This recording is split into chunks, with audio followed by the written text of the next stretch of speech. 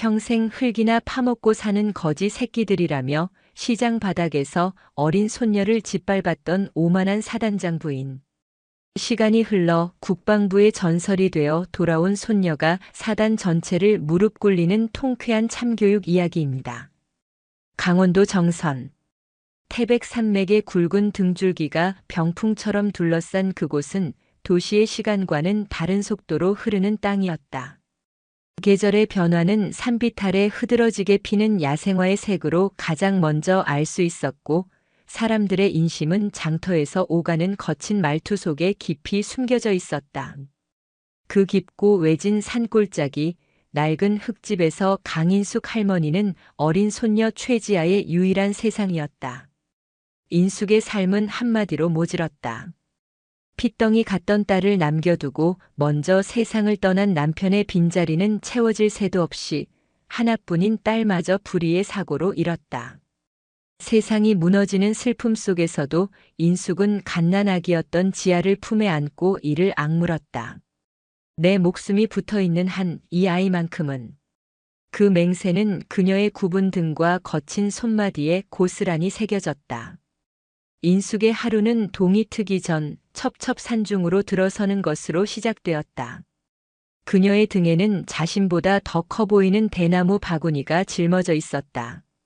그녀는 뱀이라도 나올 듯한 으슥한 숲을 헤치며 귀한 약초와 산나물을 캤다. 다른 안악들이 꺼리는 험한 절벽 근처에만 자라는 희귀한 버섯을 따기 위해 낡은 밧줄 하나에 몸을 의지하기도 했다. 그렇게 온종일 산을 헤매고 얻은 것들을 정선 5일장에 내다 파는 것이 지아를 키우는 유일한 수입원이었다. 지아는 그런 할머니의 희생을 너무 일찍 알아버린 아이였다. 또래 아이들이 새 옷과 장난감을 자랑할 때 지아는 낡고 해진 옷소매를 말없이 잡아당겼다. 할머니가 차려주는 밥상에는 늘 향긋한 나물 반찬이 전부였지만 단 한 번도 투정을 부린 적이 없었다. 오히려 저녁이면 호롱불 아래서 돋보기를 쓴 채 약초를 다듬는 할머니의 어깨를 작은 손으로 주무르며 할머니, 내가 나중에 돈 많이 벌어서 호강시켜 줄게라고 야무지게 말했다. 인숙은 그런 지아를 볼 때마다 가슴이 미어지면서도 대견함에 눈시울이 붉어졌다. 우리 강아지 그런 말 마라. 할미는 너만 건강하게 자라주면 더 바랄 게 없다. 하지만 세상은 가난한 할머니와 손녀에게 그리 녹록지 않았다. 지아는 학교에서 흙냄새 나는 애, 나물 파는 집 손녀라며 놀림을 받기 일쑤였다. 하루는 눈가에 시퍼렇게 멍이 들어 집에 돌아온 지아를 보고 인숙의 속은 불타는 듯 했다. 자초지종을 묻자 지아는 끝내 입을 열지 않았지만 다음 날 장터 안악들의 수군거림을 통해 사실을 알게 되었다.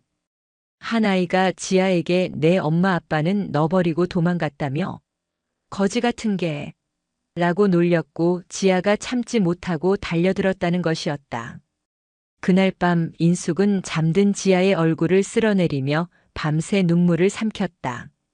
가난은 죄가 아니라고 가르쳤지만 세상은 가난을 죄처럼 여기고 있었다. 이 험한 세상에서 손녀를 지켜줄 수 있는 것은 돈도 백도 아니었다. 오직 지아 스스로 단단해지는 것뿐이었다. 지아야 공부해야 한다. 악착같이 공부해서 아무도 너를 함부로 무시하지 못하게 만들어야 한다. 그날 이후 인숙은 더욱 억척스러워졌다. 자신의 끼니를 거르는 한이 있어도 지아의 책값과 학용품 값은 가장 먼저 챙겼다. 지아 역시 할머니의 마음을 아는 듯 미친 듯이 책에 파고들었다. 산골 마을의 작은 분교에서 지아의 명석함은 군계일학이었다. 어려운 가정 형편 때문에 학원 한 번 다녀본 적 없었지만 전교 1등은 언제나 지아의 차지였다. 지아의 방에는 밤늦도록 불이 꺼지지 않았다.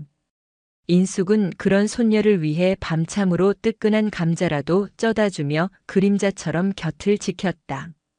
지아는 책상 앞에 무시당하지 않겠다는 말을 삐뚤빼뚤하게 써 붙여놓고 졸음이 밀려올 때마다 그 글씨를 보며 허벅지를 꼬집었다. 그녀에게 공부는 더 이상 배움의 즐거움이 아니었다. 그것은 자신과 할머니를 지키기 위한 처절한 싸움이자 유일한 무기였다. 시간이 흘러 지아가 중학생이 되었을 때 그녀의 재능은 산골 마을에 가두기에는 너무나 눈부셨다. 특히 수학과 과학 분야에서 보여준 천재성은 선생님들조차 혀를 내두를 정도였다. 복잡한 물리 법칙을 자신만의 방식으로 해석해내고 누구도 풀지 못하는 수학 경시대회 문제를 밤새 씨름해 풀어내는 지아의 모습은 인숙에게 유일한 희망이자 자부심이었다. 하지만 그럴수록 주변의 시기와 질투도 커져만 갔다. 계집애가 공부만 파면 뭐해. 결국 시집가서 애 낳고 살 것을. 독한 것. 제 할미 등골 빼먹는 줄도 모르고. 험한 말들이 비수처럼 날아와 인숙의 가슴에 박혔다. 그러나 인숙은 묵묵히 참아냈다. 지금은 엎드려 돌을 맞을 때라는 것을 알았기 때문이다.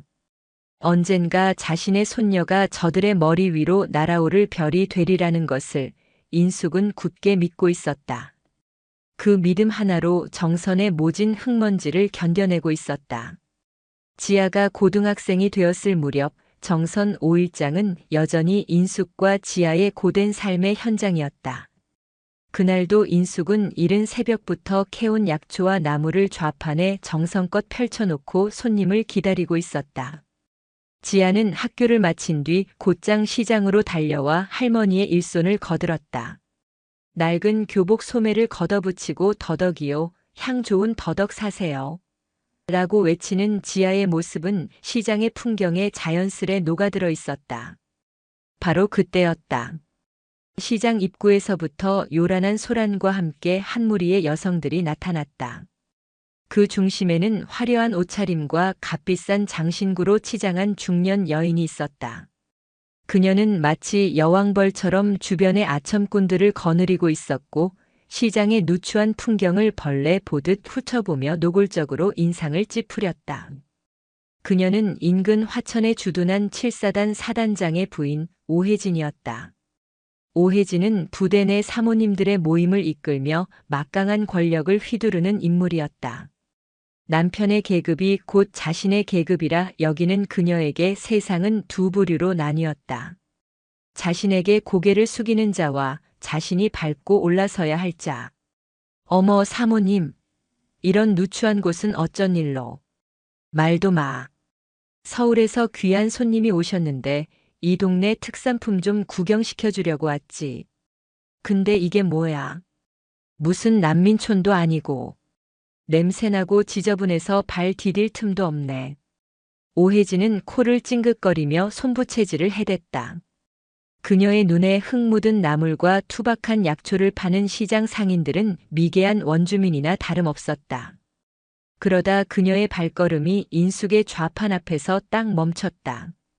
그녀가 신은 새하얀 구두에 인숙이 나무를 다듬다 튄 흙탕물이 묻었기 때문이었다.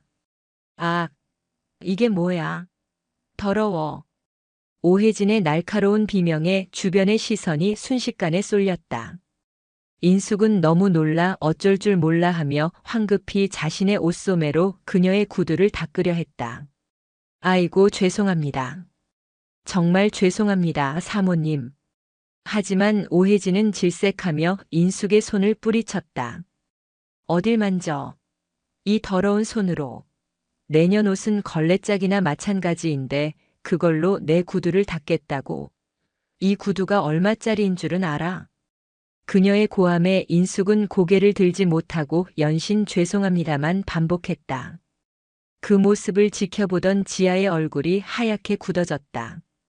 지아는 앞으로 나서 할머니를 감싸며 오혜진을 똑바로 쳐다보았다. 할머니가 일부러 그런 것도 아닌데 말씀이 너무 심하시잖아요.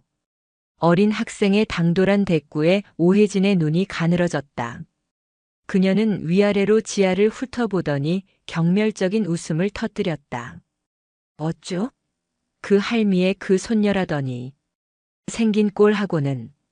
촌티가 줄줄 흐르다 못해 아주 폭포수처럼 쏟아지는구나. 너 같은 거지 새끼가 뭘 안다고 어른한테 말대꾸야. 거지 새끼라는 말에 지아의 두 주먹이 부들부들 떨렸다. 주변 상인들은 안타까운 눈으로 그들을 쳐다볼 뿐 누구 하나 선뜻 나서지 못했다. 사단장 부인이라는 권력 앞에서 그들은 그저 힘없는 약자일 뿐이었다. 오혜진의 모욕은 거기서 그치지 않았다. 그녀는 좌판에 널린 약초를 구두 끝으로 툭툭 건드리며 비아냥거렸다. 이딴 풀뿌리나 팔아서 먹고는 사니? 쯧쯧. 평생 흙바닥에서 뒹굴 운명인데 교복은 뭐하러 입혔대? 돈 아깝게. 너한테서 나는 흙냄새, 땀냄새가 아주 진동을 한다. 예, 너 목욕은 하고 다니니? 주변에서 킥킥거리는 웃음소리가 터져나왔다. 지아의 눈에 뜨거운 눈물이 차올랐다. 수치심과 분노로 온몸이 떨려왔다. 하지만 지아는 울지 않았다. 대신 오혜진의 눈을 피하지 않고 똑바로 마주보았다. 그 눈빛에는 더 이상 어린 소녀의 순수함이 남아있지 않았다. 차갑고 날카로운 강철 같은 도끼가 서려 있었다. 지금 하신 말씀 반드시 후회하게 만들어드리겠습니다. 지아의 나직하지만 단호한 목소리에 오혜진은 잠시 할 말을 잃었다. 하지만 이내 더 큰 소리로 비웃었다. 하, 웃기고 있네. 이 거지 새끼가 지금 누굴 협박하는 거야? 후회? 내가? 너 같은 버러지한테? 예, 꿈깨. 내가 백날 천날 발버둥 쳐봐야 내 발톱의 때만큼도 못 따라와. 내년의 미래는 바로 이 시궁창 같은 시장 바닥이야. 알겠어? 오혜진은 마지막으로 침을 뱉듯 말을 내뱉고는 거만한 걸음으로 사라졌다. 그녀가 떠난 자리에 남은 것은 싸늘한 침묵과 인숙의 흐느낌, 그리고 지아의 얼음장 같은 얼굴뿐이었다. 인숙은 주저앉아 우는 지아를 끌어안고 미안하다, 할미가 못나서 미안하다며 등을 토닥였다. 하지만 지아는 울지 않았다. 그녀는 눈물을 흘리는 대신 오늘 당한 모욕과 수치심을 뼛속 깊이 새겼다. 그날의 일은 지아의 마음에 지워지지 않는 흉터가 되었지만 동시에 꺼지지 않는 불꽃이 되었다. 그 불꽃은 그녀를 더욱 단단하게 만들고 더 높은 곳을 향해 나아가게 하는 지독한 연료가 될 터였다. 그날 이후 지아는 더욱 공부에 매달렸다. 잠을 줄이고 밥 먹는 시간마저 아껴가며 책과 씨름했다. 그녀의 목표는 더 이상 막연한 성공이 아니었다. 오혜진과 같은 사람들이 감히 넘볼 수도 무시할 수도 없는 압도적인 힘을 갖는 것. 그것이 지아의 유일한 목표가 되었다. 정선의 흙먼지 속에서 자라난 소녀는 이제 가장 높은 곳에서 빛나는 별이 되기 위해 자신을 갈고 닦기 시작했다. 그 눈빛에는 이미 세상을 뒤흔들 조용한 혁명의 불씨가 타오르고 있었다. 시장의 모욕은 최지아라는 단단한 강철에 담금질을 가한 것과 같았다. 그녀는 이전보다 더욱 차갑고 더욱 예리해졌다. 고등학교를 수석으로 졸업한 지아는 모두의 예상을 깨고 서울 명문대학교가 아닌 육군사관학교를 선택했다. 인숙은 처음에는 걱정과 반대가 앞섰다. 험한 군인의 길을, 그것도 여자의 몸으로 가겠다는 손녀가 안쓰러웠다. 지아야, 왜 하필 더 편하고 좋은 길이 얼마나 많은데. 지아는 주름진 할머니의 손을 잡으며 단호하게 말했다. 할머니, 힘은 힘으로만 다스릴 수 있어요. 제가 가진 무기는 제 머리뿐이에요. 이 머리로 가장 강한 힘을 가진 조직에서 최고가 될 거예요. 다시는 그 누구도 할머니와 저를 함부로 대하지 못하게 만들고 싶어요. 손녀의 눈에 서린 결연한 의지를 본 인숙은 더 이상 반대할 수 없었다. 그렇게 지아는 정선의 흙먼지를 뒤로하고 군인이 되기 위한 첫 발을 내디뎠다. 육군사관학교에서의 생활은 상상 이상으로 혹독했다. 남자 생도들보다 체력적으로 불리했지만 지아는 단 한 번도 약한 소리를 하지 않았다. 새벽 구보에서 뒤처지면 밤에 혼자 연병장을 수십 바퀴씩 돌며 체력을 길렀고 힘든 사격 훈련에서는 누구보다 뛰어난 집중력으로 명사수가 되었다. 하지만 그녀의 진짜 무기는 역시 명석한 두뇌였다. 복잡한 전술 이론과 무기 체계에 대한 이해는 타의 추종을 불허했다. 동기들이 잠든 늦은 밤까지 전술학 도서관의 불을 밝히는 것은 언제나 지하였다.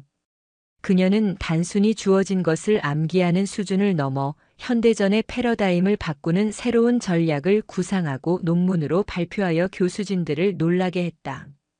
여생도라는 이유로 은근히 무시하던 남자 동기들도 압도적인 실력과 냉철한 카리스마 앞에 점차 고개를 숙였다. 지아는 불필요한 감정 소모나 파벌 싸움에 휘말리지 않았다. 오직 실력으로 자신의 가치를 증명해 보일 뿐이었다. 마침내 졸업식 날 지아는 수많은 생도들 중 가장 우수한 성적을 거둔 자에게 주어지는 대통령상을 받으며 화려하게 임관했다. 단상 위에서 늠름하게 경례하는 손녀의 모습을 지켜보던 인숙은 하염없이 눈물을 흘렸다. 흑투성이 교복을 입고 시장에서 할머니를 돕던 작은 소녀가 이제는 대한민국의 장교가 되어 수많은 사람들의 박수를 받고 있었다. 지아의 군 생활은 그야말로 파죽지세였다. 초임 장교 시절부터 그녀의 비범함은 군 전체에 소문이 나기 시작했다. 그녀가 맡은 부대는 모든 훈련 평가에서 최우수 성적을 거두었고 그녀가 제시한 부대 운영 개선안은 국방부 전체의 모범 사례로 전파되었다. 특히 그녀의 진가가 발휘된 것은 국방부 정책실로 발령받으면서부터였다. 급변하는 국제 정세와 미래 전장 환경을 꿰뚫어보는 그녀의 통찰력은 타의 추종을 불허했다. 그녀가 작성한 차세대 국방기술 도입에 관한 전략 보고서는 군 수뇌부뿐만 아니라 청와대에까지 보고되어 큰 반향을 일으켰다. 승진은 누구보다 빨랐다. 소위에서 중위, 대위, 소령, 중령, 대령에 이르기까지 그녀는 단 한 번의 누락 없이 최연소 진급 기록을 갈아치웠다. 여군 최초라는 수식어가 지겹도록 따라다녔지만 그녀는 그런 것에 연연하지 않았다. 그녀에게 계급은 권력이 아니라 자신의 비전과 전략을 실현할 수 있는 더 큰 책임과 권한을 의미할 뿐이었다. 하지만 길이 높을수록 바람도 거센 법. 그녀의 초고속 승진을 시기하고 질투하는 세력도 만만치 않았다. 육사 출신의 끈끈한 인맥과 파벌을 중시하는 군 조직 내에서 아무런 배경 없이 오직 실력 하나로 솟아오른 그녀는 눈엣가시 같은 존재였다. 여자애가 머리 좀 좋다고 너무 나대는 거 아니야? 분명 뒤를 봐주는 대단한 백이 있을 거야. 온갖 음해와 모략이 그녀를 흔들었지만 지아는 흔들리지 않았다.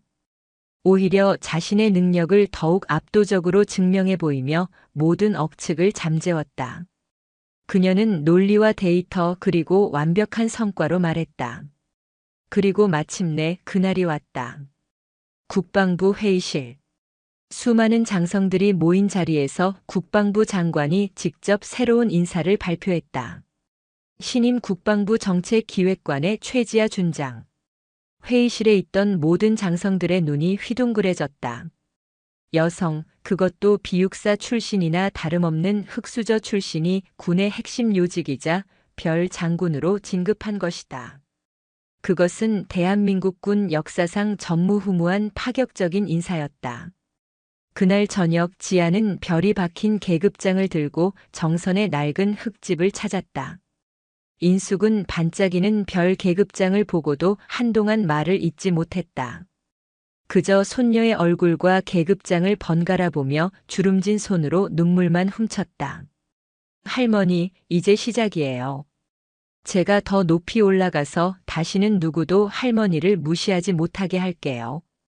지아의 목소리는 담담했지만 그 안에는 오랜 세월 삭혀온 한과 다짐이 담겨 있었다. 준장이 된 이후 그녀의 날개는 더욱 넓게 펼쳐졌다. 그녀는 대통령 직속 군개혁위원회의 부위원장을 겸임하며 낡은 군 조직의 관행을 혁파하는 데 앞장섰다. 그녀의 이름 앞에는 늘 최연소, 여군 최초라는 수식어가 붙었고 그녀는 살아있는 신화가 되어가고 있었다. 그리고 불과 몇 년 뒤 그녀는 다시 한번 세상을 놀라게 하며 소장, 별 2개를 달고 국방부 정책국장이라는 막중한 자리에 올랐다.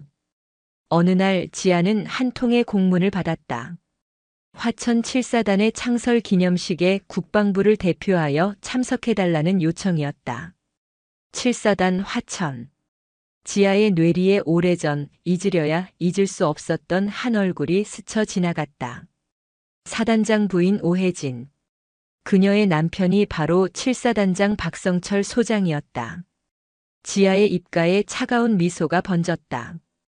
복수를 위해 살아온 것은 아니었지만 운명은 기어이 그녀를 과거의 모욕과 마주하게 만들고 있었다. 지아는 비서실에 연락했다. 7사단 창설 기념식 참석하겠다고 전해. 그리고 특별 손님 한 분을 모실 거니까 최고 예우로 준비하라고 일러두고. 그녀가 말한 특별 손님은 바로 할머니 강인숙이었다. 이제는 모든 것이 바뀌었다. 자신을 거지 새끼라 부르던 여자의 안방에서 가장 빛나는 주인공으로 할머니를 모실 시간이 온 것이었다. 강철의 날개를 단 별은 마침내 자신의 뿌리가 시작된 땅으로 날아갈 준비를 마쳤다. 7사단 창설 기념식 날이 밝았다. 지아는 며칠 전부터 정선에 내려와 할머니와 함께 시간을 보냈다. 인숙은 손녀가 높은 분들이 많이 오는 어려운 자리에 자신을 데려가려 한다는 사실에 밤잠을 설쳤다. 평생 흙만 만지고 살아온 자신이 행여나 금쪽 같은 손녀의 앞길에 누를 끼칠까봐 두려웠기 때문이다. 지아야, 할미는 안 가면 안 되겠니? 늙은이가 이런 꼬질꼬질한 몰골로 그런데 끼면 다른 사람들이 다 내 흉을 볼 게야. 그냥 마음만 받을게, 응? 인숙은 손사래를 치며 방구석으로 물러났다. 그 모습에 지아는 조용히 할머니 앞에 꿇어앉아 주름 가득한 손을 맞잡았다. 그 손은 거칠고 투박했지만 지아에게는 세상에서 가장 따뜻하고 성스러운 손이었다. 할머니, 제게는 이 세상 그 어떤 귀부인보다 할머니가 가장 귀한 분이에요. 제가 오늘날 이 자리에 있는 건 다 할머니 덕분이에요. 할머니가 제 평생의 자랑인데 누가 감히 흉을 봐요. 제가 오늘 할머니를 세상에서 가장 높은 곳에 모실 거예요. 그러니 제 손잡고 같이 가주세요. 네. 손녀의 진심 어린 눈빛에 인숙은 결국 고개를 끄덕였다. 지아는 할머니를 위해 미리 준비해온 고운 한복을 꺼냈다. 은은한 옥색 저고리에 기품 있는 자수가 놓인 치마였다. 인숙은 평생 처음 입어보는 비단옷의 감촉에 어색해하면서도 손녀의 정성에 못 이기는 척 옷을 갈아입었다. 한복을 곱게 차려입은 인숙의 모습은 비록 세월의 흔적이 깊게 새겨져 있었지만 그 자체로 고고한 기품이 흘렀다. 약속된 시간이 되자 정선의 좁은 산골 마을길로 먼지를 일으키며 육중한 검은색 세단 한 대가 서서히 들어왔다. 국방부 장관급에게만 제공되는 의전 차량이었다. 반짝이는 광택과 위험 있는 엠블럼을 단 차량은 낡은 흙집과 극명한 대조를 이루며 비현실적인 풍경을 자아냈다. 동네 사람들은 하던 일을 멈추고 숨을 죽인 채 그 광경을 지켜보았다. 인숙 할매네 집에 웬일이래? 서울에서 아주 높은 사람이 왔나 봐. 수군거리는 소리가 담장 너머로 퍼져나갔다. 차에서 내린 사람은 말끔한 정복 차림의 젊은 장교였다. 그는 지아를 발견하고는 칼 같은 각도로 경례를 붙였다. 국장님 모시러 왔습니다. 이어서 그는 인숙을 향해 90도로 허리를 숙이며 극진한 예의를 표했다. 어르신 안녕하십니까? 먼 길 가시는데 불편함 없도록 최선을 다해 모시겠습니다. 인숙은 평생 받아본 적 없는 깍듯한 대우에 어쩔 줄 몰라 하며 지아의 옷소매만 붙잡았다. 지아는 그런 할머니의 어깨를 감싸 안으며 미소 지었다. 젊은 장교가 직접 차 문을 열어주자 인숙은 조심스럽게 차에 올랐다. 푹신한 가죽 시트의 감촉에 인숙은 몸 둘 바를 몰랐다. 차가 부드럽게 움직이기 시작했다. 정선의 구불구불한 산길을 벗어나 잘 닦인 국도로 접어들자 차는 미끄러지듯 속도를 냈다. 창밖으로 익숙한 산과 들이 빠르게 스쳐 지나갔다. 인숙은 차창에 비친 자신의 모습을 물끄러미 바라보았다. 고운 한복을 입고 이렇게 좋은 차를 타고 어디론가 향하는 자신의 모습이 꿈만 같았다. 문득 오래전 그날의 기억이 아물지 않은 상처처럼 되살아났다. 지아야, 혹시 그 사단장 부인이라는 사람 아직도 거기에 있니? 인숙의 조심스러운 물음에 지아는 잠시 창밖으로 시선을 돌렸다가 이내 평온한 표정으로 할머니를 마주보았다. 네. 아직 있어요, 할머니. 그럼 우리가 거길 가도 괜찮은 것이냐? 그 사람이 또 할미를 보고 험한 소리라도 하면. 인숙의 목소리가 불안감에 작게 떨렸다. 지아는 할머니의 손을 더욱 굳게 잡았다. 그 온기에서 강한 확신이 전해져 왔다. 할머니, 걱정 마세요. 오늘은 그 누구도 절대 우리 할머니를 함부로 대하지 못해요. 제가 그렇게 두지 않을 거예요. 지아의 목소리에는 서늘하지만 강한 힘이 실려 있었다. 그것은 더 이상 과거에 상처 입은 소녀의 목소리가 아니었다. 수만 명의 목숨을 책임지는 지휘관의 목소리였고 국가의 안보를 설계하는 전략가의 목소리였다. 차가 화천으로 접어들자 길가에는 북진, 선봉과 같은 군사 구호가 적힌 팻말들이 보이기 시작했다. 점점 더 깊은 군사 지역으로 들어서고 있음을 알 수 있었다. 인숙은 절로 마른 침을 삼켰다. 민간인은 감히 범접할 수 없는 철옹성 같은 군부대로 들어간다는 사실에 알 수 없는 위압감이 느껴졌다. 얼마나 더 달렸을까? 마침내 저 멀리 거대한 위병소와 함께 제7보병사단 칠성부대라는 현판이 보였다. 철조망과 단단한 방벽으로 둘러싸인 거대한 성체였다. 지아는 그 성체를 바라보며 나직이 은조렸다. 오래전 자신과 할머니에게 참을 수 없는 모욕을 안겨주었던 오혜진이라는 여자가 여왕처럼 군림하고 있는 곳. 이제 그 견고했던 성벽에 균열을 낼 시간이 다가오고 있었다. 차는 조금의 망설임도 없이 부대의 심장부를 향해 나아가고 있었다. 국방부 의전 차량은 거침없이 7사단 위병소의 VIP 차선으로 진입했다. 위병소 근무를 서던 위병조장 김상사는 다가오는 검은색 세단과 그 앞에 부착된 성판을 보고 순간적으로 몸이 굳었다. 장군이 타고 있다는 표식이었다. 그는 황급히 부하들을 다그쳐 차단기를 올리고 경례를 준비했다. 전방에 장군님 차량, 차렷, 경례. 김상사의 우렁찬 구령과 함께 위병소의 모든 병사들이 칼 같은 거수 경례를 올렸다. 그러나 차는 멈추지 않고 그대로 통과할 것이라는 예상과 달리 위병소 바로 앞에 부드럽게 멈춰섰다. 뒷좌석의 창문이 스르륵 내려가고 단정한 제복 차림의 최지아 소장이 모습을 드러냈다. 김상사는 처음 보는 여자 장군의 모습에 잠시 당황했지만 곧 정신을 차리고 더욱 깍듯하게 경례했다. 충성, 7사단 위병대 병장 김진수. 방문 목적을 여쭤봐도 되겠습니까? 수고 많다. 국방부 정책국장 최지아 소장이다. 사단 창설 기념식에 참석하러 왔다. 지아의 차분한 목소리에 김상사의 등줄기에 식은땀이 흘렀다. 국방부 정책국장. 군인이라면 그 직책의 무게를 모를 리 없었다. 사단장과 같은 투스타 소장이었지만 군 전체의 정책을 주무르는 핵심 요직으로 그 영향력은 사단장과 비교할 바가 아니었다. 충성, 확인되었습니다. 바로 통과시켜 드리겠습니다. 김 상사가 다급히 차단기를 올리려던 순간 지아가 손을 들어 그를 제지했다. 잠깐. 동반인이 한 분 계시다. 오늘 행사의 가장 중요한 귀빈이시니 명단에서 확인하고 정중히 예우를 갖추도록. 그 말과 함께 반대편 차 문이 열리고 운전장교가 예를 갖춰 강인숙 할머니를 부축해 내렸다. 곱게 한복을 차려입었지만 평생의 고생이 새겨진 깊은 주름과 거친 손은 감출 수 없었다. 김 상사는 순간 할 말을 잃었다. 초대자 명단에는 분명 최지아 소장 외 1인이라고만 되어 있었지 이런 시골 할머니가 귀빈이라는 말은 없었다. 그의 머릿속에 며칠 전 행사 담당관이 지나가듯 했던 말이 스쳐 지나갔다. 이번에 국방부에서 좀 별난 분이 오시는데 혹시 이상한 사람 데려오면 사모님 심기 거스르지 않게 알아서 잘 처리해. 알았지? 그 이상한 사람이 바로 이 할머니를 두고 한 말이었을까.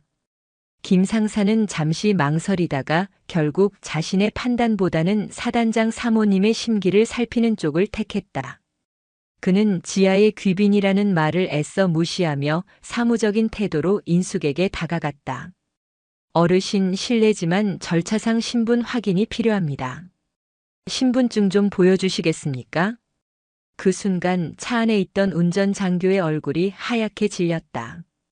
국장이 직접 귀빈이라고 칭한 분에게 신분증을 요구하는 것은 명백한 결례이자 모욕이었다. 그가 다급히 차에서 내려 제지하려 했지만 지아는 눈짓으로 그를 막았다. 모든 것을 지켜보겠다는 듯 차가운 침묵을 지킬 뿐이었다.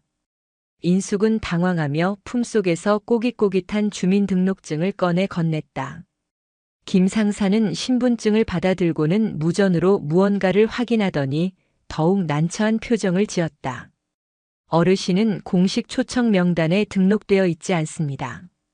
죄송하지만 이쪽 VIP 게이트로는 출입이 불가능하십니다. 뭐라고? 내가 분명히 내 귀빈으로 등록하라고 했을 텐데. 지아의 목소리가 싸늘하게 내려앉았지만 김 상사는 사모님의 보이지 않는 권력을 믿고 배짱을 부렸다. 국장님께는 죄송합니다만 저희도 정해진 절차를 따라야 합니다.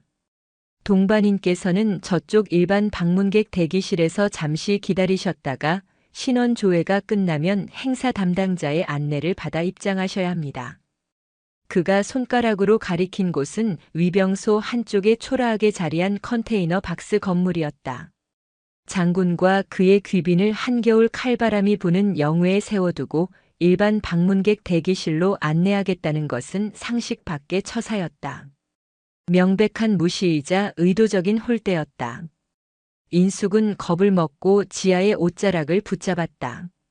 지아야, 그냥 나 때문에 일 크게 만들지 말고 할미는 저기 가 있을게. 너는 어서 들어가 봐. 지아는 아무 말 없이 차에서 내렸다. 그리고는 김 상사의 계급장과 이름표를 아주 천천히 그리고 정확하게 시선에 담았다. 그 눈빛은 마치 모든 것을 기록하는 카메라 렌즈처럼 차갑고 무감정했다. 김 상사는 자신도 모르게 온몸에 소름이 돋는 것을 느꼈다. 좋다. 너의 이름과 직책, 그리고 지금 이 상황을 정확히 기억하겠다. 안내해라. 지아는 더 이상 싸우지 않고 할머니를 부축해 김 상사가 가리킨 방향으로 걸어갔다. 국방부 의전 차량과 운전장교는 어쩔 줄 몰라 하며 그 뒤를 따랐다. VIP를 위해 활짝 열려 있어야 할 정문은 굳게 닫힌 채였고 대한민국 육군 소장과 그녀의 할머니는 마치 죄인처럼 부대의 가장 낮고 후미진 문으로 안내되고 있었다. 오혜진이 짜놓은 교묘하고 치졸한 모욕의 거미줄이 이제 막 그 첫 번째 올가미를 던진 순간이었다. 행사 담당자의 미적거리는 안내를 받아 겨우 들어선 연 회장은 이미 수많은 사람들로 북적이고 있었다. 창설 기념식을 축하하기 위해 모인 장교들과 그 가족들, 지역 유지들이 화려한 샹들리에 아래서 담소를 나누며 축제 분위기를 만끽하고 있었다. 하지만 그 화려함은 지아와 인숙의 몫이 아니었다. 안내를 맡은 젊은 대위는 두 사람을 연 회장의 가장 구석진 곳, 음식을 나르는 통로와 화장실 입구가 마주 보이는 테이블로 이끌었다. 테이블 위에는 다른 VIP석과는 확연히 다른 이가 빠진 접시와 값싼 종이 냅킨이 놓여 있었다. 누가 봐도 의도적인 무시와 푸대접이었다. 죄송합니다. 지정된 좌석이라 이쪽에 앉으시면 됩니다. 젊은 대위는 지아의 계급장을 애써 외면하며 쩔쩔매는 목소리로 말했다. 그 역시 이것이 부당한 처사임을 알았지만 사단장 부인의 명령을 거역할 힘이 없었다. 지아는 아무런 표정 변화 없이 의자를 빼어 인숙을 먼저 앉혔다. 그리고 자신도 그 맞은편에 꼿꼿한 자세로 앉았다. 마치 초라한 식탁이 아니라 왕좌에 앉은 여왕처럼 조금의 위축됨도 없었다. 바로 그때 연 회장 입구에서 한층 더 큰 소란과 함께 오늘의 주인공인 사단장 박성철 소장과 그의 아내 오혜진이 등장했다. 박 소장은 위험 있는 표정으로 주변의 경례를 받았고 오혜진은 화려한 드레스 차림으로 마치 자신이 여주인공인 양 사람들의 아양을 즐기고 있었다. 오혜진은 연 회장을 천천히 둘러보다가 이내 가장 구석진 곳에 앉아 있는 지아와 인숙을 발견했다. 그녀의 입가에 기다렸다는 듯 잔인하고 만족스러운 미소가 걸렸다. 자신의 계획대로 모든 것이 완벽하게 돌아가고 있었다. 그녀는 주변의 사모님 몇 명을 이끌고 보란 듯이 그들에게 다가갔다. 또각거리는 하이힐 소리가 연 회장의 소음을 뚫고 유난히 날카롭게 들려왔다. 어머머, 이게 누구야? 내가 눈이 삐었나? 정선 시장 바닥에서 흙 묻은 풀뿌리나 팔던 그 할머니 아니셔? 세상에, 여긴 어떻게 들어왔어? 누가 이런 누추한 분을 함부로 들여보낸 거야? 오혜진은 일부러 모든 사람이 들을 수 있도록 큰 소리로 외쳤다. 주변의 시선이 순식간에 쏠렸다. 인숙의 얼굴은 하얗게 질리다 못해 잿빛이 되었다. 당장이라도 이 자리에서 사라지고 싶은 심정이었다. 오혜진의 시선이 지아에게로 향했다. 그녀는 지아의 어깨에 달린 별 2개짜리 계급장을 보았지만 전혀 개의치 않았다. 이곳은 남편의 왕국이었고 자신은 그 왕국의 여왕이었다. 국방부에서 온 젊은 여자 장군 따위는 자신의 권력 아래에 있다고 굳게 믿고 있었다. 아가씨는 어디서 많이 본 얼굴인데 그때 그 거지 새끼. 맞네, 맞아. 용케 출세했나 보네.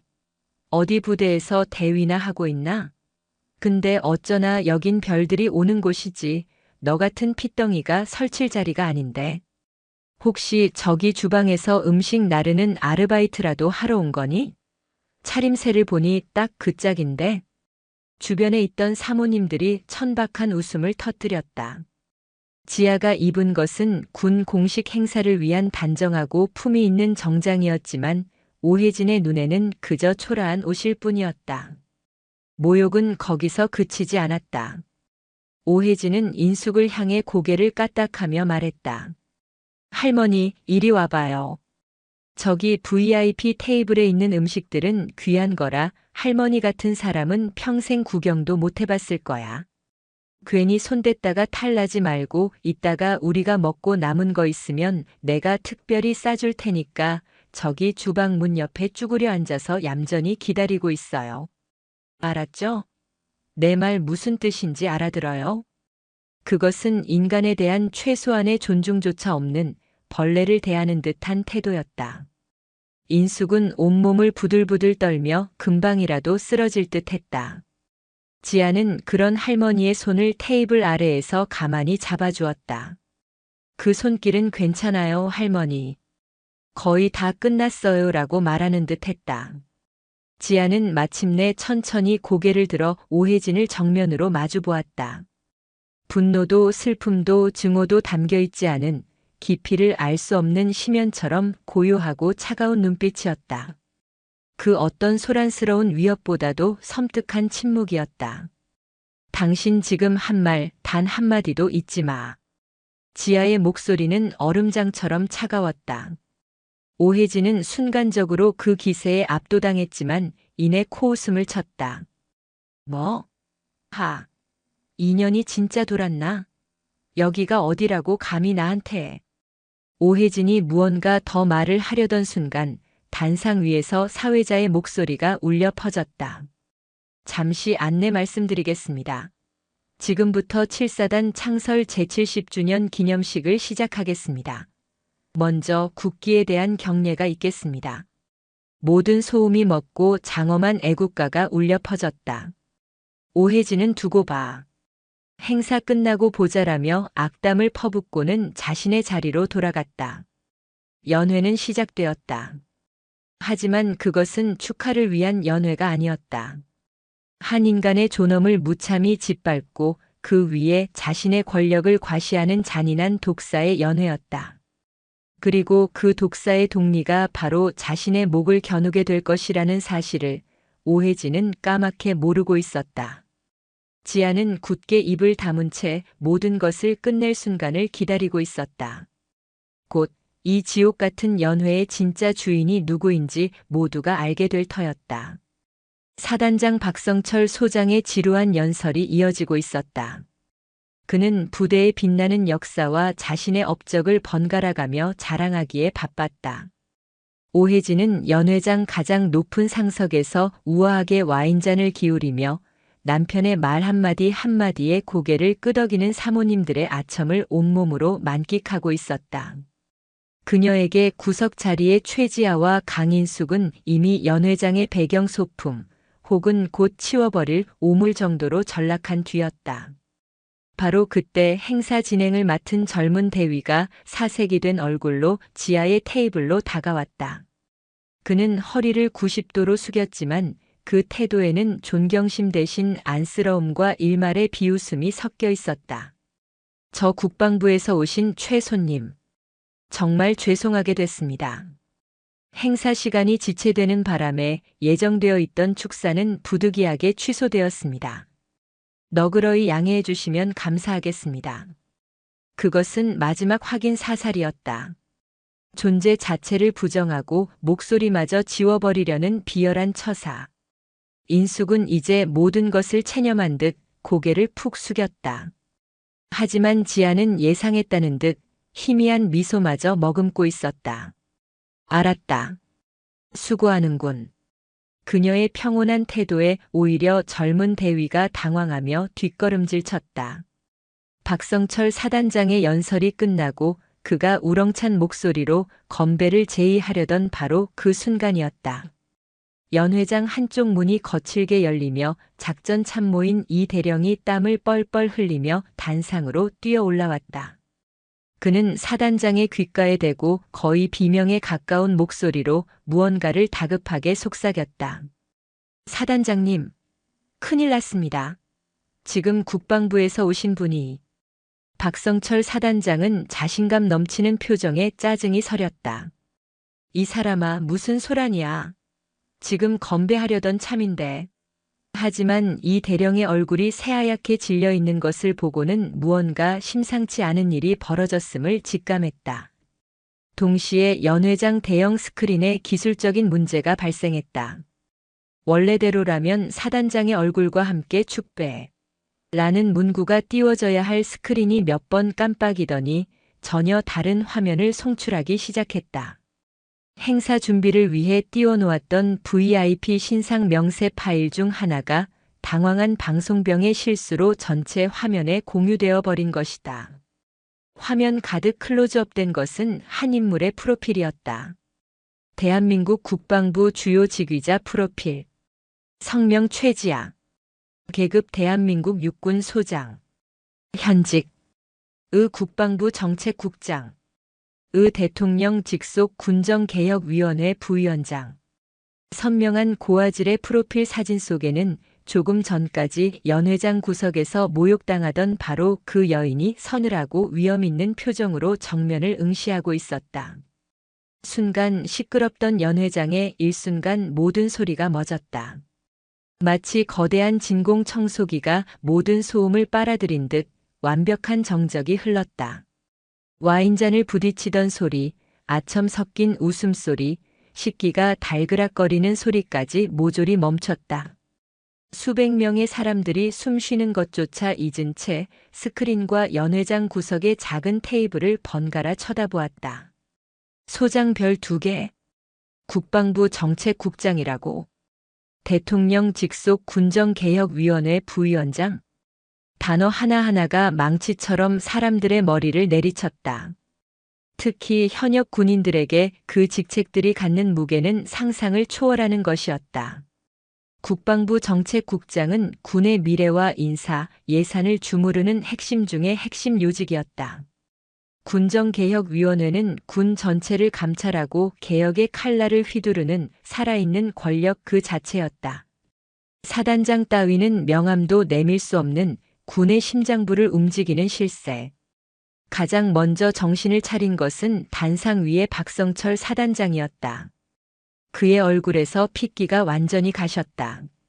그는 방금 전까지 자신이 내뱉었던 오만한 연설과 자신의 아내가 저지른 끔찍한 만행을 떠올렸다.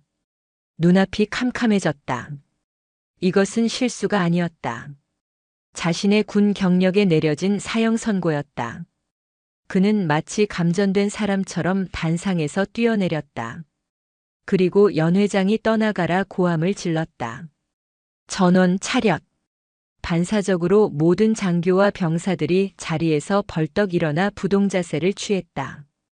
박성철은 흐트러짐 없는 걸음으로 최지하의 테이블 앞까지 다가갔다. 그리고는 자신의 군 생활을 통틀어 가장 크고 절도 있는 동작으로 거수 경례를 붙였다. 충성. 7사단장 소장 박성철. 상급자께 대하여 경례. 그의 외침이 신호탄이었다. 연회장에 있던 수백 명의 현역 군인들, 소령, 중령, 대령, 심지어 동급인 다른 별들까지 모두가 한 사람을 향해 일제히 돌아섰다. 그리고는 약속이나 한 것처럼 통일된 동작으로 경례를 올렸다. 충성. 수백 개의 손바닥이 관자놀이에 부딪히는 소리가 마치 천둥처럼 연회장을 뒤흔들었다. 모든 권력의 흐름이, 모든 시선이, 모든 존경이 단 한 사람에게로 향했다. 조금 전까지 거지 새끼라 불리며 구석에 처박혀 있던 여자. 음식물 쓰레기나 받아가라며 조롱당하던 늙은 할머니의 손녀. 지금 이 순간 그녀는 이 성체의 진정한 주인이자 모두가 복종해야 할 하늘이었다. 오혜진은 자신의 자리에서 얼어붙은 채 눈앞에 펼쳐진 비현실적인 광경을 멍하니 바라보고 있었다. 그녀의 손에서 힘없이 미끄러진 와인잔이 바닥에 떨어져 산산조각 났다. 붉은 와인이 마치 그녀의 추락을 예고하는 핏물처럼 바닥으로 번져나갔다. 천둥 같은 경례가 멎고 연회장에는 숨막히는 침묵만이 감돌았다. 시간마저 얼어붙은 듯한 공간에서 최지아는 천천히 자리에서 일어섰다. 그녀는 자신에게 경례를 하고 있는 수백 명의 군인들을 둘러보지도 않았고 흙빛으로 변한 채 서 있는 박성철 사단장에게 눈길 한 번 주지 않았다. 그녀의 시선은 오직 한 곳, 넋이 나간 채 주저앉아 있는 오혜진에게로 향했다. 지아는 단상으로 걸어갔다. 또각또각. 그녀의 구두 소리가 연회장 전체에 서늘하게 울려 퍼졌다. 사회자는 혼비백산하여 마이크를 넘기고 도망치듯 물러났다. 지아는 마이크 앞에 서서 잠시 아무 말 없이 연회장을 둘러보았다. 그녀의 차가운 시선이 닿는 곳마다 사람들은 죄인처럼 고개를 숙였다. 마침내 그녀의 입이 열렸다. 목소리는 크지 않았지만 강철 같은 힘이 실려 있어 모든 이의 뼛속까지 파고들었다. 오늘 나는 7사단의 창설을 축하하기 위해 이 자리에 왔다. 혼자가 아니었다. 내 평생의 가장 귀한 분, 나의 할머니를 모시고 왔다. 그녀의 시선이 인숙에게 향했다. 인숙은 여전히 상황 파악이 되지 않은 채 어쩔 줄 몰라 하며 손녀를 바라보고 있었다. 그러나 이 부대의 문은 나의 귀빈에게 굳게 닫혀 있었다. 위병소의 병사는 상급자의 명령을 이행하기보다 초라한 행색의 노인에게 신분증을 요구하며 길을 막아섰다. 이 연회장은 어떠했나? 예우와 존중 대신 가장 후미진 구석 자리와 이가 빠진 접시로 우리를 맞았다. 지아의 목소리가 조금씩 날카로워졌다. 박성철 사단장의 어깨가 움찔거렸다. 위병 조장이었던 김 상사와 행사를 담당했던 젊은 대위는 그 자리에서 총살이라도 당할 것처럼 사시나무 떨듯 떨었다. 심지어 이 연회의 주최자는 나의 할머니에게 거지라 칭하며 먹다 남은 음식을 싸줄 테니 주방 옆에서 기다리라 모욕했다. 그녀의 시선이 오혜진을 정확히 꿰뚫었다. 오혜진은 비명을 지르며 고개를 저었다. 아니야, 나는 몰라. 하지만 아무도 그녀의 변명을 들어주지 않았다. 나는 오늘 이 자리에서 군인의 명예를 보지 못했다. 지아는 단호하게 선언했다. 군인의 명예는 번쩍이는 계급장이나 화려한 행사에서 나오는 것이 아니다. 그것은 군복을 입지 않은 약자를 어떻게 대하는지, 국가와 국민을 어떤 마음으로 섬기는지 그 태도에서 비롯되는 것이다. 자신의 권력을 사적으로 남용하고 힘없는 민간인을 짓밟는 자에게 군인의 명예를 논할 자격은 없다. 오늘 칠사단이 보여준 모습은 명예로운 군인의 모습이 아니라 오만과 부패로 가득 찬 권력 집단의 추악한 민낯이었다. 연설은 길지 않았다. 하지만 그 어떤 장황한 연설보다도 무겁고 날카로웠다.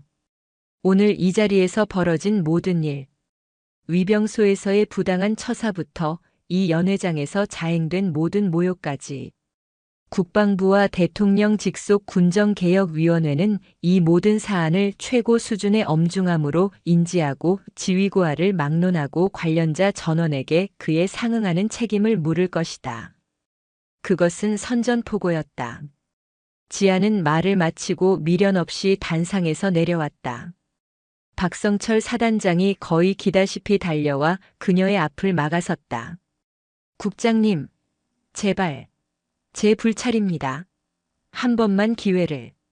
하지만 지아는 그를 없는 사람처럼 지나쳐 곧장 할머니에게로 향했다. 그녀의 눈에는 오직 할머니의 안위만이 담겨 있었다. 할머니, 이제 가시죠. 더 이상 이런 불쾌한 곳에 계실 필요 없어요. 그녀는 할머니의 어깨를 감싸 안고 연회장을 빠져나가기 시작했다. 모세의 기적처럼 길이 열렸다. 조금 전까지 그들을 비웃고 무시했던 모든 사람들이 허리를 숙이고 길을 비켰다. 오혜진은 그 자리에 완전히 무너져 내렸다. 그녀의 주변에는 아무도 없었다. 방금 전까지 아첨하며 그녀의 옆에 찰싹 붙어있던 사모님들은 마치 전염병 환자를 피하듯 멀찌감치 떨어져 수군거리고 있었다. 그녀의 세계가, 그녀가 평생을 바쳐 쌓아 올린 권력과 허영의 성이 단 몇 분 만에 먼지처럼 허물어져 내린 것이다. 남편 박성철은 지아의 뒷모습을 망연자실하게 바라보다가 이내 오혜진에게로 돌아서서 살기등등한 눈으로 그녀를 노려보았다. 그의 눈빛은 더 이상 사랑하는 아내를 보는 눈빛이 아니었다. 자신의 모든 것을 앗아간 원수를 보는 증오와 경멸로 가득 찬 눈빛이었다. 당신 때문에 다 끝났어. 박성철의 절규가 연회장에 울려 퍼졌지만 그 누구도 그들을 위로하지 않았다. 오만의 대가는 이토록 처절하고 신속했다. 축제의 현장이었던 연회장은 이제 한 가족의 파멸을 목격하는 차가운 심판의 장으로 변해 있었다. 부대를 빠져나가는 길은 들어올 때와는 180도 달랐다. 지아와 인숙이 탄 검은색 세단이 움직이는 길 위로 수백 명의 장병들이 도열하여 부동자세로 경례를 올리고 있었다. 마치 최고 국빈을 배웅하는 듯한 광경이었다. 사단장 박성철은 흑빛 얼굴로 차가 보이지 않을 때까지 허리를 숙이고 있었다. 그 어떤 사죄의 말도 변명의 말도 지아에게는 닿지 않았다. 차가 부대의 성문을 완전히 벗어나 다시 정선으로 향하는 국도에 올랐을 때 차 안에는 무거운 침묵만이 흘렀다. 인숙은 창밖의 풍경을 멍하니 바라보다가 이내 아무 소리 없이 눈물을 뚝뚝 흘리기 시작했다. 흐느낌도 없었다. 그저 평생 가슴속에 쌓아두었던 한과 서름, 그리고 손녀에 대한 대견함과 미안함이 뒤섞인 눈물이 주름진 뺨을 타고 하염없이 흘러내릴 뿐이었다. 한참 만에 인숙이 떨리는 목소리로 입을 열었다. 지아야, 내 새끼 장군님, 우리 손녀가 장군님이었구나. 그제야 인숙은 모든 것을 이해했다. 왜 손녀가 그 험한 군인의 길을 가려 했는지, 왜 그토록 독하게 공부하고 자신을 단련했는지. 그 모든 것이 바로 오늘 같은 날 다시는 할머니가 억울한 일을 당하지 않게 하기 위함이었음을. 자신을 지키기 위해 손녀가 짊어져야 했던 삶의 무게가 파도처럼 밀려와 인숙의 가슴을 아프게 찔렀다. 지아는 조용히 할머니의 손을 잡아주었다. 아니에요, 할머니. 저는 장군이 아니에요. 그냥 할머니 손녀 최지아예요. 세상에서 우리 할머니를 제일 사랑하는 그냥 손녀예요. 그 말에 인숙은 결국 참았던 울음을 터뜨렸다. 미안하다, 이 못난 할미가 너를 이리 고생만 시켰구나. 미안하다, 내 새끼야. 지아는 우는 할머니를 가만히 자신의 어깨에 기대게 했다. 더 이상 아무런 말도 필요 없었다. 두 사람은 서로의 온기를 느끼며 긴 시간 쌓아온 상처를 조용히 위로했다. 다음 날 정선의 작은 흙집에 국방부에서 보낸 전령이 찾아왔다. 그는 한치의 흐트러짐 없는 자세로 지아에게 어젯밤 사건에 대한 후속 조치 보고서를 전달했다. 보고서의 내용은 신속하고 단호했다. 7사단장 박성철 소장 지휘 책임 및 귀빈 응대 실패를 물어 즉시 보직 해임. 추가 징계위원회를 통해 강제 전역 조치 예정. 사실상 군 생활에 불명예스러운 종결이었다. 사단장 부인 오혜진 군인 가족 품위유지 의무 위반으로 부대 영구 출입 금지 조치. 사단장 부인 회장직 즉각 사퇴 및 관련자 전원에게 공식 사과문 제출 명령. 위병 조장 김상사 및 행사 담당 대위 상급자 명령 불이행 및 직무 태만으로 중징계 처분. 7사단 전체 국방부 특별감찰팀 파견, 부대 운영 전반에 대한 고강도 감사 착수. 보고서는 차갑고 간결했지만 그 안에 담긴 내용은 7사단 전체를 뒤흔드는 거대한 태풍과도 같았다. 오혜진이 여왕처럼 군림하던 작은 왕국은 하룻밤 사이에 완전히 붕괴되었다. 보고를 마친 전령이 떠나고 집에는 다시 고요함이 찾아왔다. 지아는 마치 아무 일도 없었다는 듯 군복을 벗고 편한 옷으로 갈아입었다. 그리고는 마당 평상에 앉아 약초를 다듬는 할머니 곁으로 가 익숙하게 일손을 거들었다. 쌉쌀한 흙냄새와 약초 향기가 코끝을 감쌌다. 인숙은 묵묵히 손녀의 얼굴을 바라보았다. 어제 수백 명의 군인들 앞에서 얼음장 같은 카리스마로 호령하던 장군의 모습은 온데간데 없었다. 그저 어릴 적부터 봐왔던 할머니를 위하는 착하고 정 많은 손녀의 얼굴만이 남아있었다. 인숙은 비로소 깨달았다. 자신의 손녀가 이룬 진정한 성공은 빛나는 계급장이나 막강한 권력이 아니었다. 그 모든 힘을 가졌음에도 불구하고 자신의 뿌리를 잊지 않고 가장 소중한 사람을 지키기 위해 기꺼이 자신을 던지는 그 강하고 따뜻한 마음이라는 것을. 지아야. 내 할머니. 이제 됐다. 이제 할미는 아무 걱정이 없다.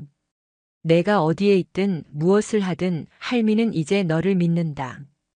햇살이 두 사람의 얼굴 위로 따스하게 쏟아져 내렸다. 정선의 흙먼지 속에서 피어난 작은 씨앗은 이제 대한민국을 지키는 가장 높은 별이 되어 자신의 뿌리인 할머니의 곁을 가장 눈부시게 비추고 있었다. 복수는 끝났지만 진짜 이야기는 이제부터 시작이었다. 7사단 창설 기념식에서 벌어진 전대미문이 사건은 군이라는 견고한 성벽을 넘어 세상 밖으로 새어나오는데 그리 오랜 시간이 걸리지 않았다.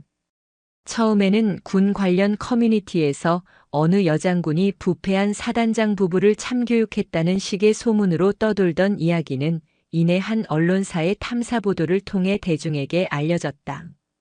기사의 파급력은 엄청났다. 단독 장군 부인의 추악한 갑질, 그 앞에 나타난 더 높은 계급의 여장군, 흙냄새 난다며 노인 모욕한 사단장 부인, 알고 보니 상대는 국방부 실세 최지아 소장의 일침. 군인의 명예는 계급장이 아닌 태도에서 나온다 같은 자극적이면서도 통쾌한 제목의 기사들이 포털 사이트 메인을 장식했다. 대중의 반응은 폭발적이었다. 사람들은 오혜진과 박성철 부부의 오만하고 추악한 행태에 분노했지만 그보다 더 최지아라는 인물에 열광했다. 어려운 환경을 딛고 최고의 자리에 올라 자신을 모욕했던 이들에게 복수하는 드라마 같은 서사는 사람들의 가슴을 뜨겁게 만들었다. 특히 그녀가 복수를 위해 권력을 남용한 것이 아니라 원칙과 명예를 바로 세우는 과정에서 자연스럽게 심판이 이루어졌다는 점은 국민들에게 깊은 신뢰감을 주었다. 온라인에서는 그녀에게 사이다 장군, 강철의 별이라는 별명이 붙었다. 그녀가 연회장에서 했던 짧은 연설은 영상으로 편집되어 수백만 조회수를 기록하며 퍼져나갔다. 사람들은 그녀의 차가운 카리스마와 굳건한 신념에서 진정한 군인의 모습을 보았고, 부패한 권력에 지쳐있던 대중에게 그녀의 등장은 한 줄기 시원한 소나기 같았다. 반면 박성철과 오해진 부부는 사회적으로 완전히 매장당했다. 불명예 전역이 확정된 박성철은 평생을 바친 군에서 쫓겨나 폐인처럼 지냈다. 그는 모든 실패의 원인을 아내에게 돌리며 매일같이 폭언을 퍼부었고, 한때는 모두의 부러움을 샀던 장군 부부의 화려한 삶은 지옥 같은 불화 속에서 산산조각 났다. 오해진의 삶은 더욱 비참했다. 그녀의 인생은 타인의 시선과 인정으로 이루어진 허상의 성이었다. 그 성이 무너지자 그녀에게는 아무것도 남지 않았다. 한때 그녀의 발 아래서 아첨하던 사모님들은 이제 그녀를 벌레 보듯 피했고, 그녀가 즐겨 찾던 백화점이나 고급 레스토랑에서도 사람들의 경멸 어린 수군거림을 견뎌야 했다. 그녀가 그토록 혐오하고 무시했던 시장의 시선이 이제는 그녀의 온 삶을 옭아매는 족쇄가 된 것이다. 결국 그녀는 극심한 대인 기피증과 우울증에 시달리다 쓸쓸히 세인의 관심 속에서 잊혀갔다. 한편 세간의 폭풍 같은 관심에도 불구하고 최지아는 조금도 흔들리지 않았다. 그녀는 자신에게 쏟아지는 찬사와 관심을 뒤로하고 서울 용산의 국방부 청사 깊숙한 곳에 위치한 자신의 집무실에서 묵묵히 자신의 일을 계속했다. 그녀의 집무실은 화려함과는 거리가 멀었다. 한쪽 벽면을 가득 채운 거대한 한반도 작전 지도와 각종 군사 서적, 그리고 산더미처럼 쌓인 보고서들이 방의 주인이 얼마나 치열하게 살고 있는지를 보여줄 뿐이었다. 7사단 사건 이후 그녀는 군 내부의 불합리한 갑질 문화를 뿌리 뽑기 위한 개혁안을 더욱 강력하게 밀어붙였다. 그녀가 주도한 고위 장교 및 가족에 대한 행동 강령 개정안은 군 전체에 큰 파장을 일으켰다. 군인의 가족이라는 이유만으로 사병을 사적으로 이용하거나 부대 시설을 남용하는 등의 행위를 원천적으로 금지하고, 이를 어길 시 당사자뿐만 아니라 해당 지휘관에게까지 엄중한 책임을 묻는다는 내용이었다. 수많은 기득권층의 반발이 있었지만 그녀는 한치의 물러섬도 없었다. 국민적인 지지를 등에 업은 그녀의 개혁 드라이브를 막을 수 있는 사람은 아무도 없었다. 그녀는 회의석상에서 단호하게 말했다. 군대는 누군가의 왕국이 아닙니다. 군인은 국민의 생명과 재산을 지키기 위해 존재하는 공복입니다. 그 본분을 망각하는 자는 누구든 군복을 입을 자격이 없습니다. 그녀의 행보는 군에 새로운 바람을 불어넣었다. 젊은 장교들과 사병들은 그녀를 진짜 군인이라 부르며 따랐고, 군 전체의 건강한 자성의 목소리가 높아지기 시작했다. 그녀는 단순히 개인적인 복수를 한 것이 아니라 자신의 아픔을 군 전체를 위한 개혁의 동력으로 승화시킨 것이다. 시간이 흘러 가을이 깊어진 어느 주말, 지아는 다시 정선을 찾았다. 그 사이 정선에도 많은 변화가 있었다. 인숙은 여전히 정선 5일장에 나가 약초와 나무를 팔았지만 이제 그 누구도 그녀를 함부로 대하지 않았다. 오히려 시장 상인들은 그녀를 장군님의 할머니라 부르며 극진히 대접했다. 군수와 경찰서장이 직접 시장을 찾아와 그녀에게 안부를 묻고 가는 일이 잦아졌고, 사람들은 그녀의 좌판에서 물건을 사는 것을 큰 자랑으로 여겼다. 어떤 이들은 돈을 내지 않고 그냥 물건을 가져가라며 손에 쥐어주려 했지만 인숙은 언제나 웃으며 정중히 사양했다. 아니요. 내 손으로 땀 흘려번 돈으로 사는 것이 제일 단법이요. 그녀의 소박하지만 단단한 자존심은 변하지 않았다. 하지만 이제 그녀의 얼굴에는 그늘 대신 평온하고 따스한 미소가 자리 잡고 있었다. 손녀가 만들어준 존중이라는 단단한 울타리 안에서 그녀는 비로소 평생 처음으로 마음 편한 노년을 보내고 있었다. 그날 저녁 지아는 할머니와 함께 노을이 지는 동강변을 천천히 걸었다. 군복을 벗은 그녀는 평범한 30대 여성의 모습이었다. 강물을 붉게 물들이는 석양을 바라보던 인숙이 품속에서 무언가를 꺼내 손녀에게 건넸다. 그것은 손때가 묻은 작은 비단 주머니였다. 이게 뭐예요, 할머니? 열어보거라. 지아가 조심스럽게 주머니를 열자 안에서 쌉쌀하면서도 향긋한 흙냄새와 함께 잘 말린 들꽃잎 하나가 나왔다. 정선의 깊은 산골짜기, 그 척박한 땅에서 피어나는 작고 소박한 꽃이었다. 내가 앞으로 얼마나 더 높은 곳으로 올라갈지 이 할미는 다 헤아릴 수도 없다. 하지만 이것 하나만은 잊지 말거라. 내가 바로 이 흙냄새 나는 정선 땅의 자랑스러운 딸이라는 것을. 그리고 내 발이 땅에 단단히 붙어 있을 때 너는 결코 길을 잃지 않을 게야. 그 말을 듣는 순간 지아의 눈에서 뜨거운 눈물이 왈칵 쏟아졌다. 평생 단 한 번도 남 앞에서 약한 모습을 보인 적 없었던 그녀였다. 시장에서 모욕을 당했을 때도, 혹독한 군사 훈련을 받을 때도, 수많은 정치적 공격을 받을 때도 강철처럼 버텨왔던 그녀였다. 하지만 할머니의 주름진 손이 건네는 작은 들꽃잎 앞에서 그녀의 모든 갑옷이 허물어져 내렸다. 그것은 슬픔의 눈물이 아니었다. 자신의 뿌리를 다시 한번 확인하는 가슴 벅찬 감사의 눈물이었다. 지아는 할머니를 힘껏 끌어안았다. 앙상했지만 세상에서 가장 따뜻한 품이었다. 고맙습니다, 할머니. 제가 어떤 별이 되든 제 빛이 시작된 곳은 바로 할머니라는 걸 절대 잊지 않을게요.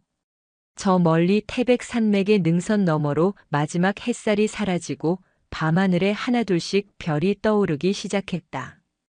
수많은 별들 중 유난히 밝고 곧게 빛나는 별 하나가 있었다. 그 별은 가장 높은 곳에 있었지만 그 빛은 가장 낮은 땅 정선의 낡은 흙집과 그 곁을 흐르는 강물을 따스하게 비추고 있었다. 정선의 흙먼지 속에서 태어난 별은 이제 대한민국 전체를 비추는 가장 높은 별이 되었다. 그리고 그 별은 자신의 뿌리를 잊지 않는 한 결코 그 빛을 잃지 않을 것이었다.